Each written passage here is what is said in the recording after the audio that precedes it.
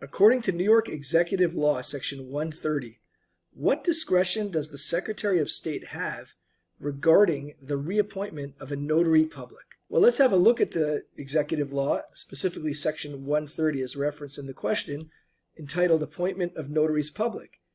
It states that where a notary public applies before the expiration of his or her term for reappointment with the county clerk, or where a person whose term as notary public shall have expired applies within 6 months thereafter for reappointment as a notary public with the county clerk, such qualifying requirements may be waived by the Secretary of State.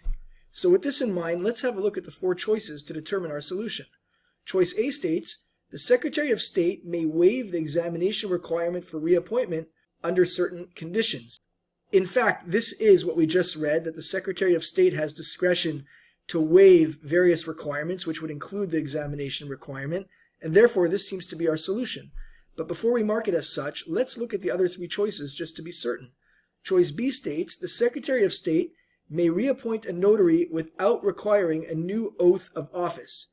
This is not what is stated in the law as we just read, and therefore choice B is not our solution. Choice C states, the Secretary of State may require the notary to submit character references for reappointment. This too is not what we just read from the law, and therefore choice C is not our solution. And finally, choice D states, the Secretary of State may extend the notary's commission without reappointment. Well, what we just read does not state that it may be extended without reappointment, and therefore choice D is not our solution. Which leaves choice A, the Secretary of State may waive the examination requirement for reappointment under certain conditions, as the correct solution.